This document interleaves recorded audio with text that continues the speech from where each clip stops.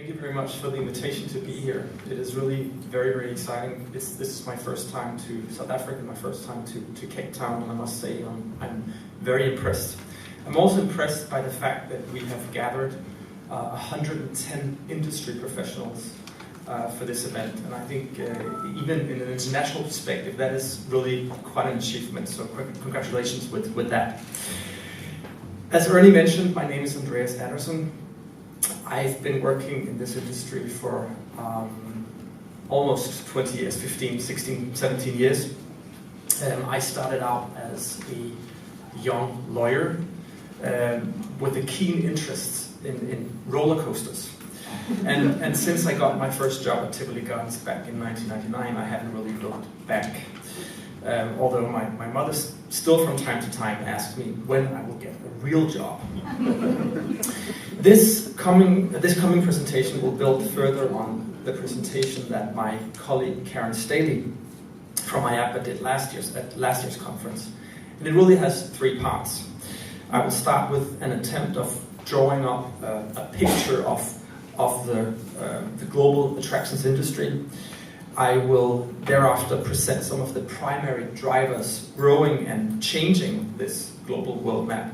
And lastly, I will summarize some of the learnings that I have made navigating this industry of rapid change. It's totally subjective, but on the other hand also universal, as they apply to both Sweden and South Africa. But before I do so, I will shortly present the two organizations I represent here today, Liseberg and IAAPA. I have to get this to work. There we go. If we start with Liseberg, this is one of the oldest amusement parks in Europe.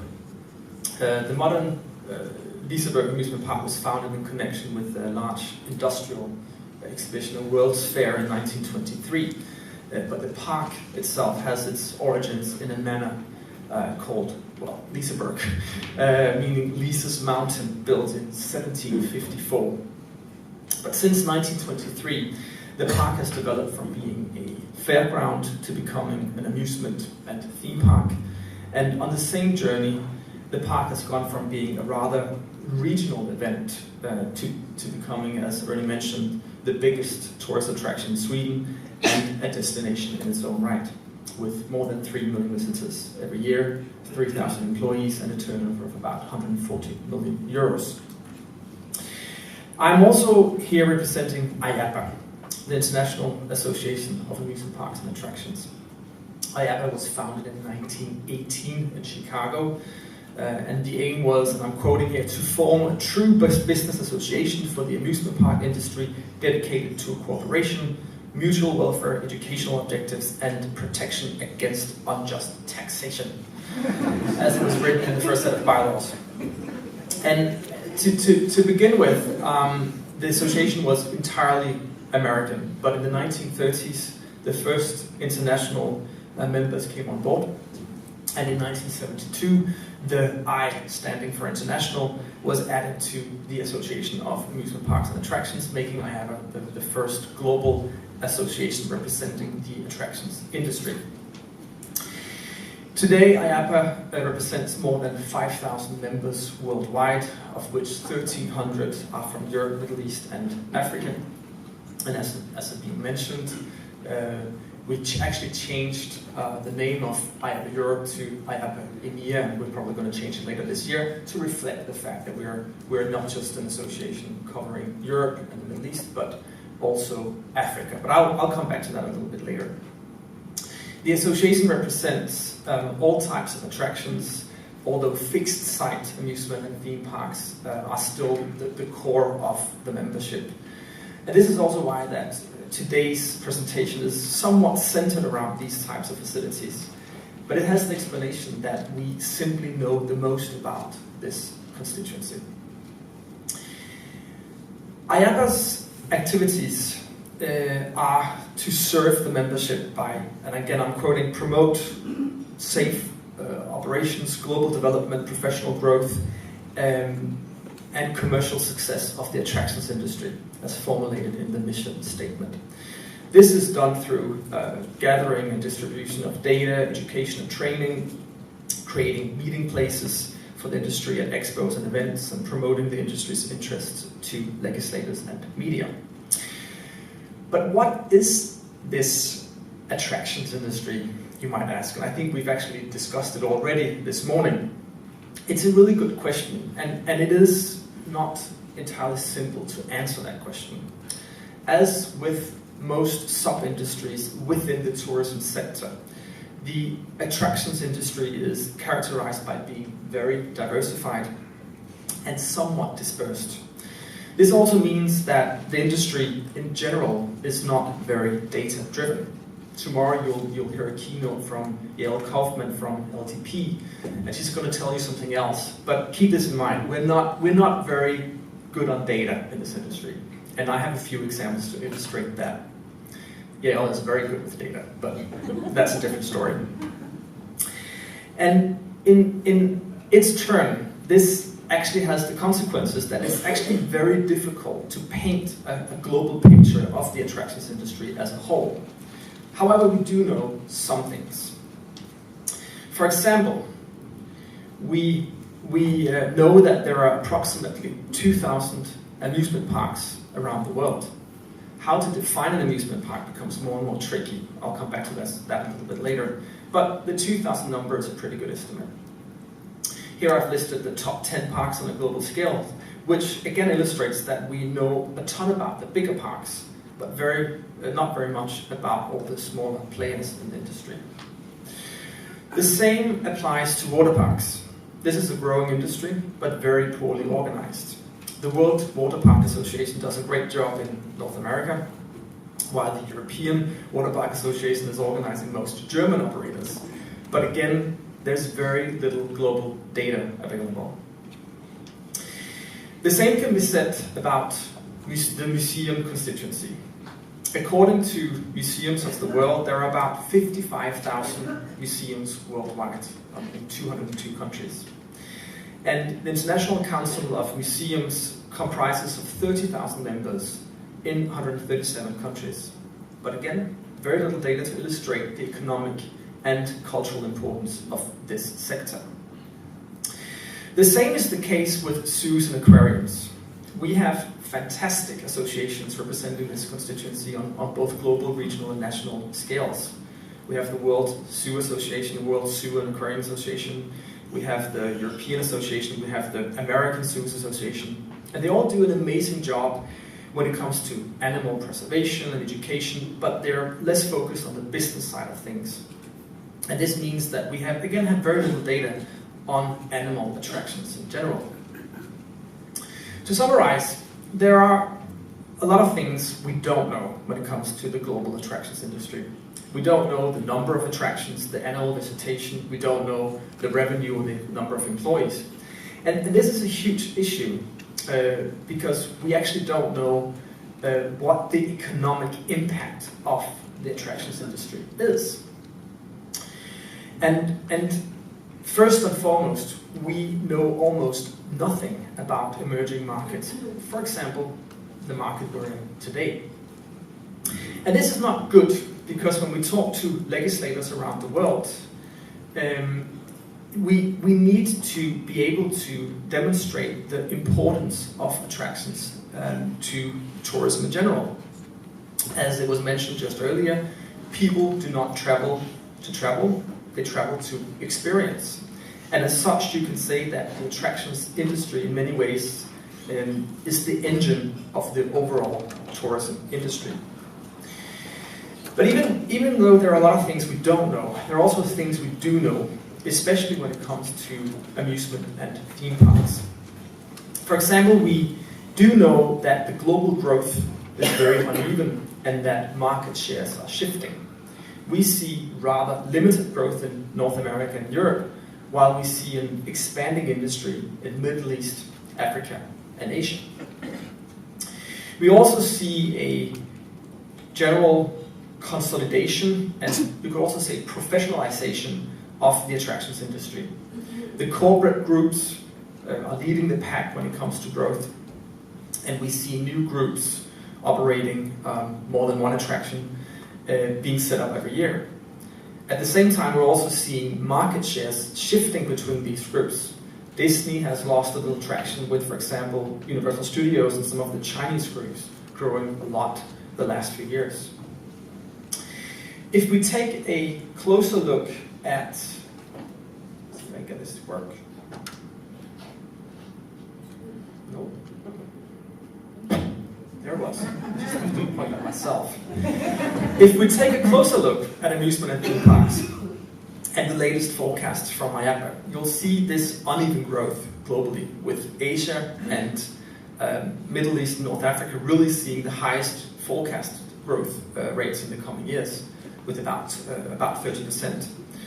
But again, we only have the north part of the African continent covered by these reports, and not the central or southern part of Africa, which is actually where we're expecting to see a lot of growth in years to come.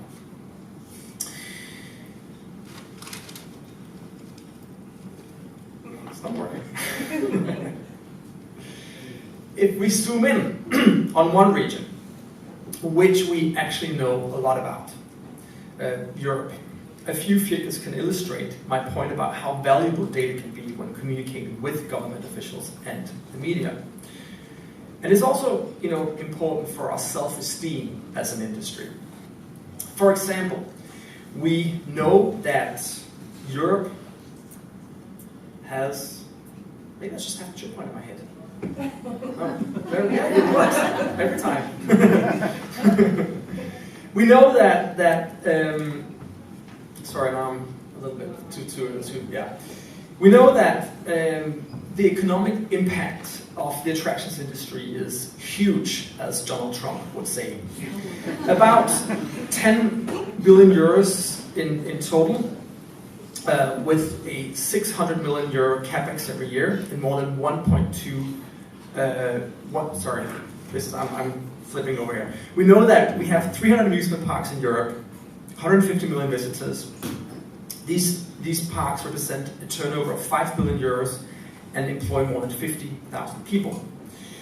We know that the economic impact of these attractions are about 10 billion euros in total, with 600 million euros in capex every year, and more than 1.2 billion euros in paid taxes. If we add other types of attractions, zoos and aquariums, water parks, commercial museums, etc., we can more than double these figures. But what drives these numbers, and what drives the overall growth of the global attractions industry? This is, of course, a complex question to answer. But in this second part of the presentation, I'll try to present some of the most important drivers of this change, and also of the growth of the industry in general. First of all, we have to understand that we are operating in a global marketplace. This is, of course, more apparent in some regions than others, but still, we do no longer compete just with attractions up the road, but attractions all over the place. A transparent marketplace through the World Wide Web and social media, and increased mobility through low-cost airlines has changed the attractions industry from being almost solely regional or locally focused to becoming a much more dynamic global industry. You can say that the roller coasters we built are compared with what guests can experience in Orlando. The animal exhibits we present will be compared with exhibits in Singapore, and the service we provide will be compared with what the guest experienced in Dubai. You can say that the marketplace is merging into a giant integral web of heightened or higher expectations. As an example of this globalized marketplace is Tivoli in Copenhagen, the park where I started my career in 1999. In 1996, 15% of the guests at Tivoli did not have a Danish passport. Last year, the same number was 29%. Sweden and Norway are, of course, big markets, but North America and especially Asia and Middle East are increasingly important. If we stay in Denmark, we can take a look at one of the other trends shaping the attractions industry these years, and that is resort building. In other words, the fact that typically amusement parks, but also to some extent now zoos, are building accommodation and packaging their products to accommodate the growing short breaks market. This example is Legoland in Billund, home of the Lego brick and the first Legoland that was ever built. Over the last 15 years, they have almost doubled their attendance by building accommodation in and near the park. And today, they have more than 9,000 beds in conjunction with the park, which is quite impressive, taking into account that far less than 20,000 people live in Billund. Legoland has, in other words, created one of Europe's leading family destinations in a place which might very well be the most boring city in Scandinavia. Quite impressive and a little scary when you are actually competing with these guys. Another well-known example is, of course, the Disney parks around the world. This one is Disneyland Paris with about 6,000 hotel rooms on site, and now adding another 1,800 units over the next few years in what they call Village Nature. And the dynamic of adding accommodation was once explained to me by a Disney executive. He explained that what we all know, that when you add a big attraction to your lineup, especially in amusement parks, you'll experience increased attendance in year one, statistically about 10% in year one, which will then drop off with, let's say, 2-3% every year in the years to come. And again, that means you'll have to start a new investment cycle after, let's say, 4 or 5 years. This formula does, however, not apply to accommodation. When you invest in accommodation, your revenues increase in year one, and they tend not to drop off. It is therefore a much more consistent investment strategy for parks moving down this particular road. One of the parks that has taken this road and refined it more than anyone else is the IAAPA Park in Rust, Germany. The park opened in 1975 as a showcase for the Mack company building amusement rides. Today, the park has more than 5 million visitors, making it the second best visited park in Europe after the just mentioned Disneyland Paris.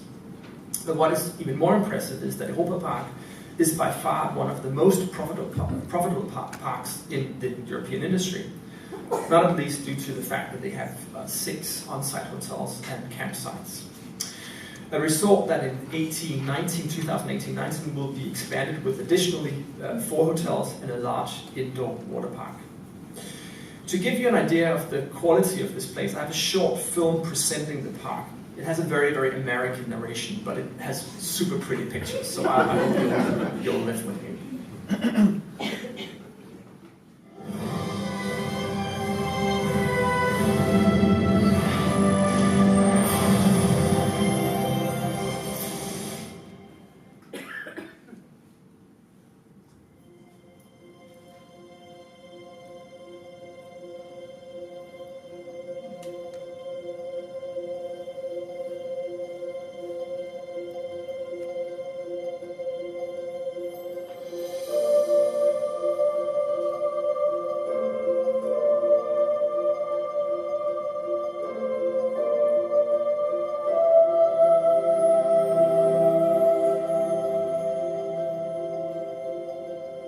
We've used countless tons of steel.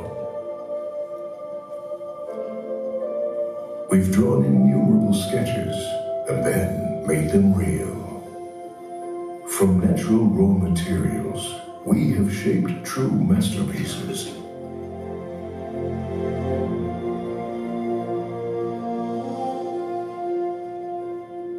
We've roasted tons of popcorn. Thousands of brushes have brilliantly decorated our walls. We've sewn more than 10,000 costumes and changed more than 5 million bed linens. We have installed more than 5,000 seats for all the arenas and stages that mean the world. True legends have left their marks here.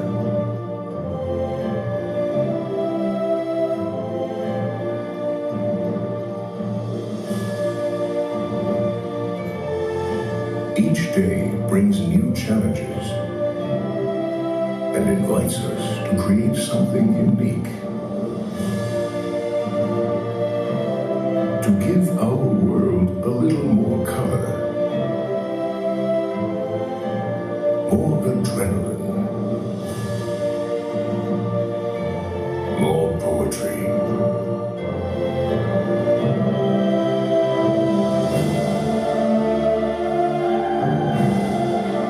Each day, new dreams are born.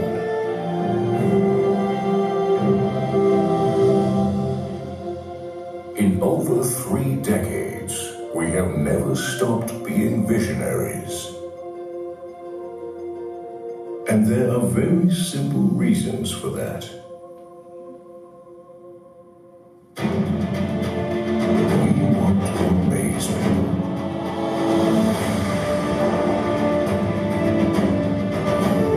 And enchant them.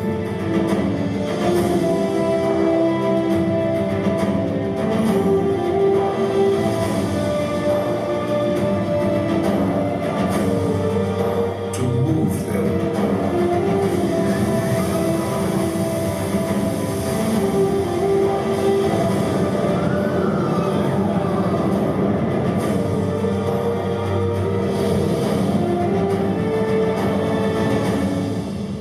Whether at 130 kilometers per hour or at 13.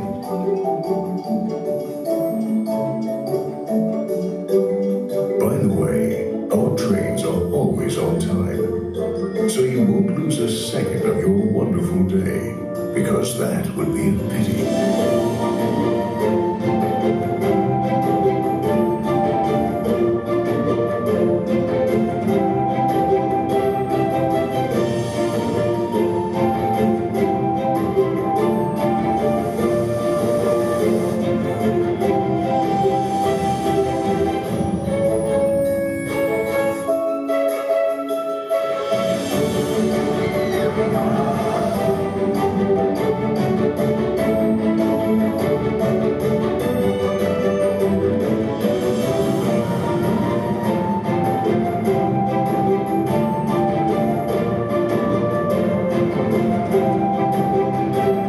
Here, almost anything is possible.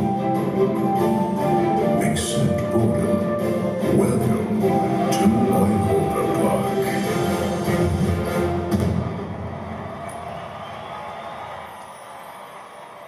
Indeed, a very impressive park, and an interesting case when it comes to this trend of building a true destination. IAAPA Park is located far from anything. It's in the middle of the countryside, but even with that location, they're actually getting more than 5 million visitors every year. Another very important trend shaping our industry these years is the use of IP. It worked.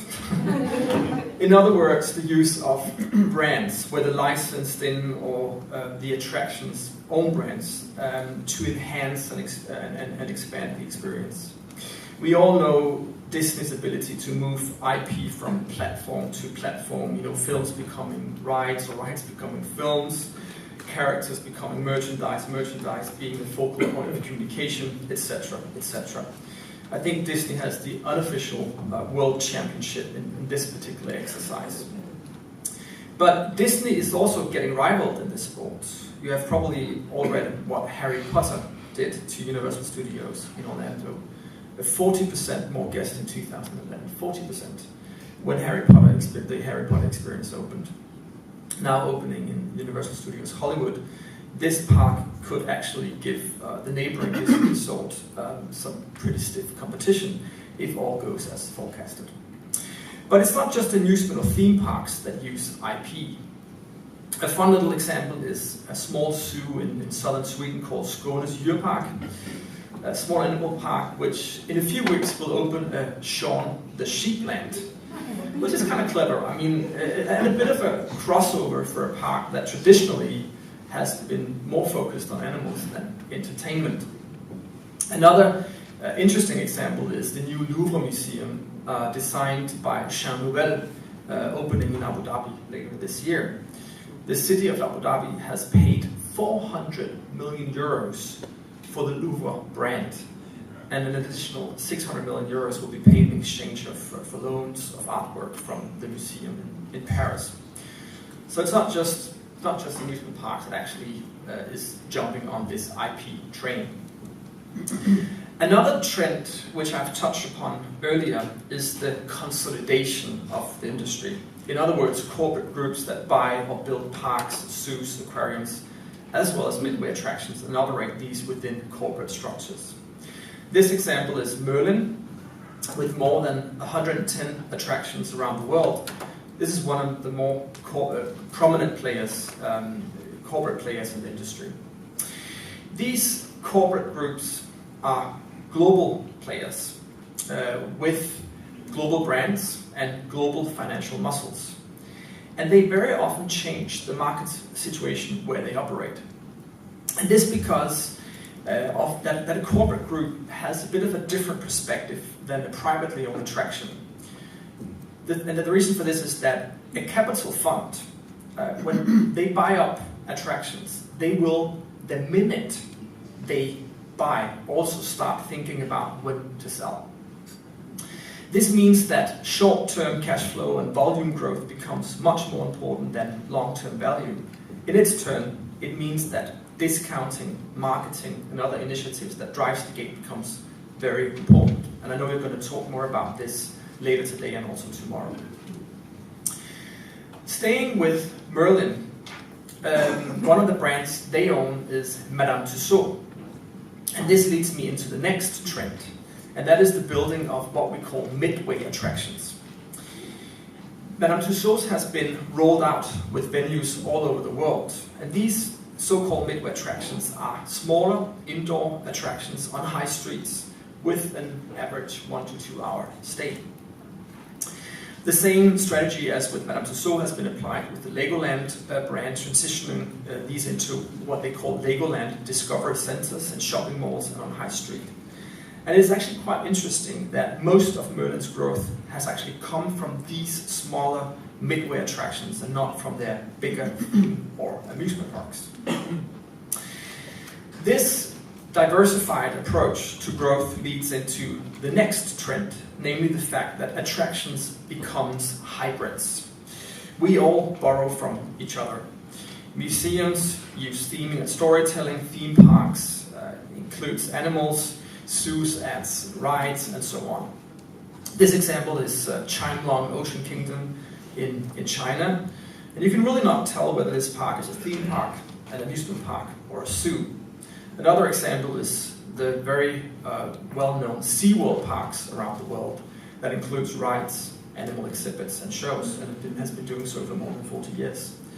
This hybridization makes it troublesome for nerds like me or data nerds like Yael to really categorize and set these attractions apart, but it can also create identity problems, as in the case of SeaWorld. But that's a different story and a different presentation. Another trend driving the industry is the growth in tourism and travel. Governments in most countries actively promote tourism, and in a number of countries, particularly in Asia and Middle East, theme parks are viewed as a key element in national plans. In Malaysia, for example, the government established a fund to attract and even directly invest in theme parks to develop the tourism industry. In China, the government in 2013 removed the ban of approvals for new parks, which is leading to a surge in new projects with more than 50 parks currently in the pipeline. And with Disneyland Resort Shanghai opening I think it's 2 weeks out. A key to growth is, of course, also investments. And the attractions industry is a capital-intensive industry. If you look at the general benchmarks, amusement and theme parks has to reinvest approximately 10 to 12% of their turnover every year just to stay in the business.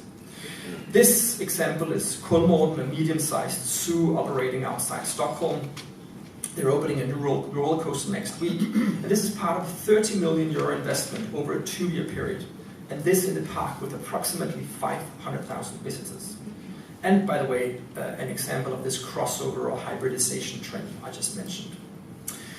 I actually have a film with me to show some of the investments that was made in Europe the last year, but in view of Ernie's fine system, I think we're going to skip that film just to keep time.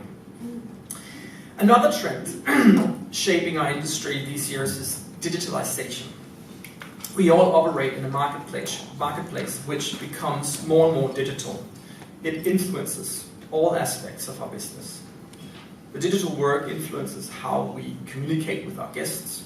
The time when it was enough to just buy print ads and TV commercials are long gone. What happens in social media is equally as important as what is taking place on traditional platforms. I think you have a presentation later today about this. The digital world influences how we develop our products, even though the base product, the base experience product is an analog one. The digital integrates into apps, tracking solutions, and queue entertainment at a speed that is increasing all the time. The digital world influences the competitive environment. A few years ago, a survey was done amongst German amusement parks, where they asked teenagers what the primary competition to amusement parks was. And they expected that these German teenagers would say, well, it is to go to the cinema or visit a restaurant. But the primary competition to amusement parks was this baby, the mobile phone. So we're all competing on a completely different arena today. And the digital world influences how we sell and distribute our products. More and more is moving into digital platforms. In general, you can say that the new digital world has the characteristics of being fast, transparent, agile, complex, customer-driven, collaborative, and unfortunately, very unpredictable. And it is this unpredictability which can sometimes make us as operators freak out, because the fact that all our business models can and will be challenged in this new digital age. And I think we're all looking for these game changers that can wipe away an entire industry almost overnight. A few examples can illustrate. If we look at digital sales at Liseberg, it has been exploding the last few years. We are looking at almost an exponential growth in what we sell in our web shop, a trend that has continued also in 2016. Another dimension of the digitalization of sales is the introduction of dynamic pricing, and another subject you'll touch upon tomorrow, I think. We all know that how we pay different prices for hotels, train tickets and airfares depending on demand. This will most likely also be implemented in the attractions industry in the years to come.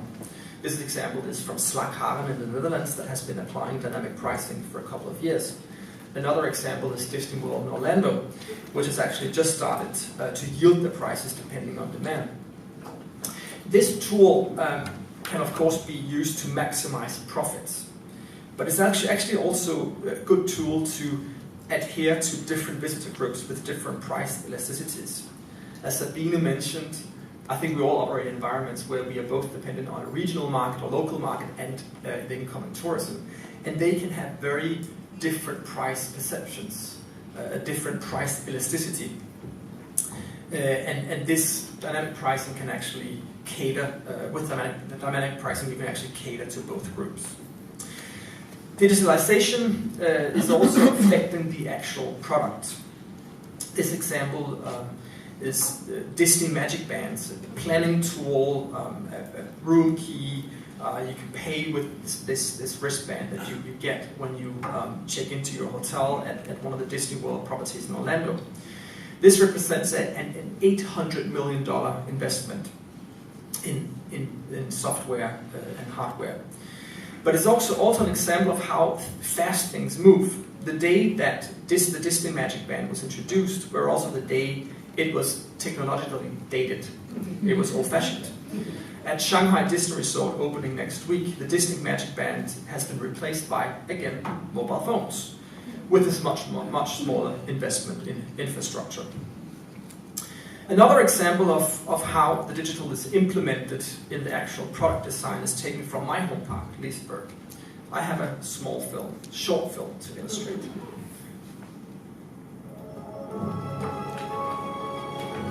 Helix is the latest addition to Sweden's biggest amusement park, Liseberg.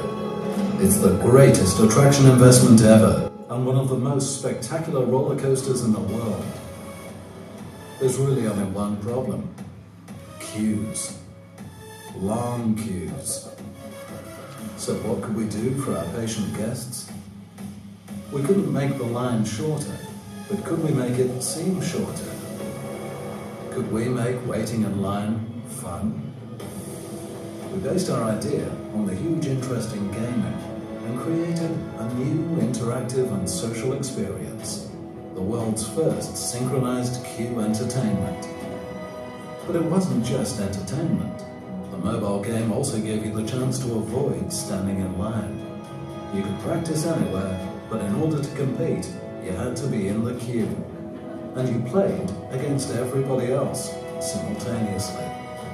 The mini-games were all based on different elements of the new roller coaster.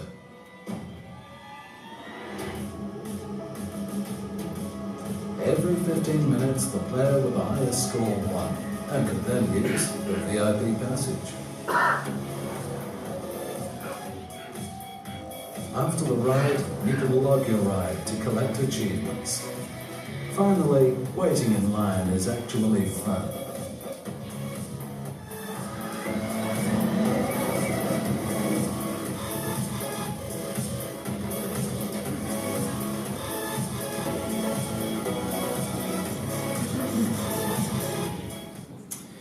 Last week, we launched a new app.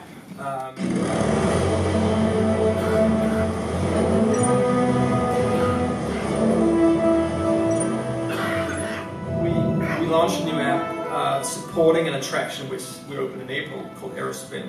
And again, it's queue entertainment, and it's a very powerful social media tool as well. I was testing this game for 2 months, and I never made it past the first round, which is sort of embarrassing, but also tells something about my age, I guess. This brings me to the next trend shaping my industry, and that is conceptualization, storytelling, and theming. It is no longer enough to place a ride on a piece of asphalt and then expect people to come. You have to package it, you have to tell a story, you have to create emotions. This example is Aerospin, the mentioned new ride at Liseberg this year. The text on the following film is in Swedish, but you'll get the point.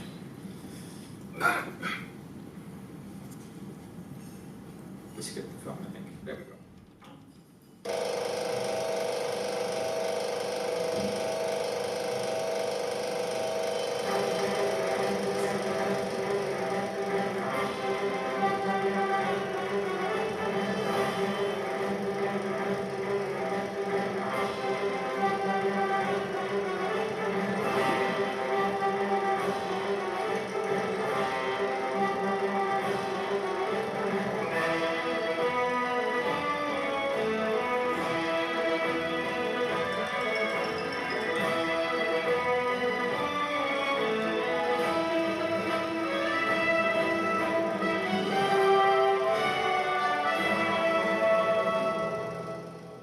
This is a pretty basic ride, but the packaging, the story about the first Swedish flight pioneers and the link to Liseberg's history is actually quite refined. And it is, frankly, necessary to build interest. Another way of packaging an existing product is the last trend I'm going to mention today, new seasons. In 1996, the first European Christmas market at an amusement park was opened at Tivoli in Copenhagen. 5 years later, in 2001, this particular Christmas market had more than 1 million visitors and has been copied all over the world. The last few years, Halloween has been the craze in our industry, also at Liseberg. A short video, not for the faint of hearted, can illustrate this product.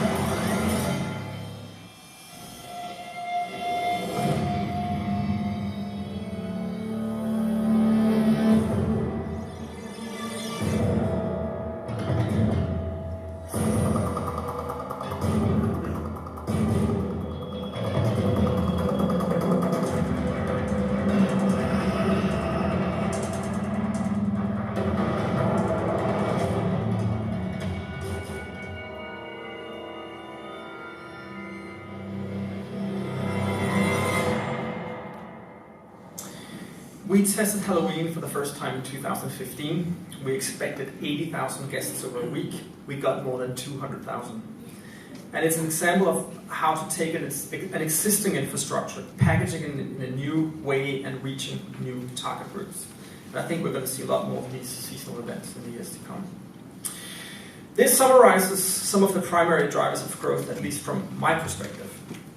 Much has been left out, but the list gives you a pretty good overview of some of the trends changing the world map of the attractions industry.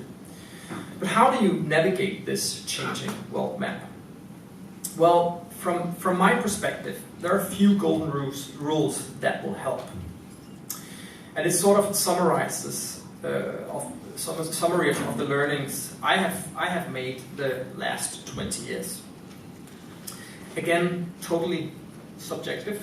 I'm trying to get this thing to work. There we go. But applicable to all types of attractions and regions. First of all, my tip to you is learn from your peers. Attend conferences like this one, be part of networks, use the resources at hand. IAAPA has huge amounts of resources and industry data and benchmarks you as a member can tap into, and you should. The reason why I say this is because we all run businesses in a very specialized industry, and very often in isolation. You can't just drive up the road and benchmark against another plumber or another retail store. It's a tad more complicated for us working in the attractions industry. Therefore, use networks like this one to learn from your colleagues' successes and from your colleagues' missteps. Second, be yourself and be authentic. Joe Pine, the inventor of the modern day notion of the experience economy, he wrote a book a few years ago called Authenticity, and he uses this quote from Shakespeare's Hamlet as a starting point for this analysis. I won't go into details about the way he approaches this notion of authenticity, but there are really two dimensions of authenticity. One is being true to yourself, which is very self-directed. Two is other-directed, being what you say you are to others. And I think it's very, very true. Be who you are, be original, be aware of your company's DNA, and build on this. 3, speaking of this DNA, you need to be consistent. It is important to know who you are and let that be expressed in your strategies. Strong brands, they are consistent. They know why they exist. They're good at defining their DNA. They're good at expressing that in a strategy. They are good at conceptualizing their strategy in a product design, experience design, and they're good at communicating this DNA in their marketing. But first and foremost, they're also good at turning their staff into brand ambassadors. They're consistent. They have this red thread all the way through. And speaking of brand ambassadors, I love this quote from Walt Disney, classic quote. He once said, "You need to treat your employees the way you want them to treat your guests." And I think that's also very, very true. As service companies, employees are the key to our success. In the late 90s, a management model called the service profit chain was developed. And according to this model, successful companies have one characteristic in common. They all have happy and content employees. Based on this observation, a model was established, and it really stated that if you want profitability and growth, you need loyal customers or guests. Loyal customers and guests is always a product of service quality. Service quality in its turn is a product of employee productivity and retention, which in its turn is a product of employee satisfaction. So to make it very short, if you want to grow and make a profit, you need happy guests. And to get happy guests, you need happy employees.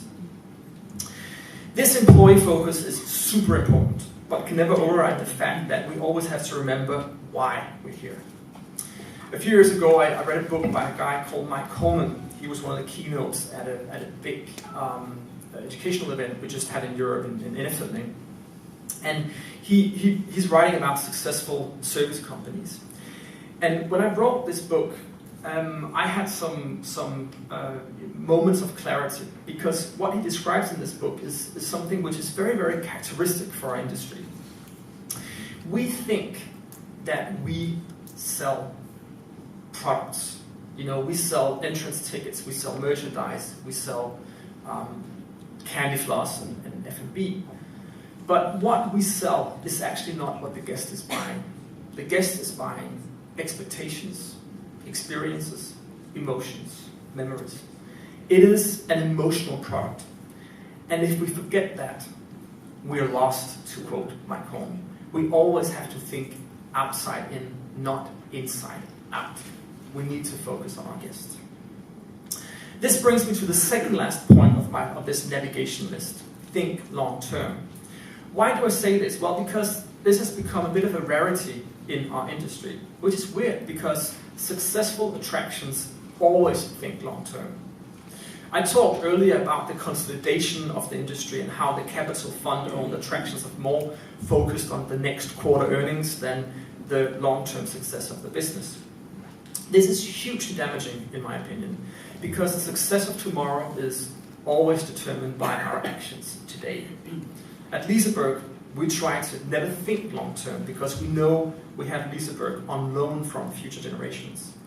And for me, this is very powerful, and one of the reasons why I work at a medium-sized regional park in Western Sweden and not in one of the big corporate groups. The last point on my navigation list is be brave.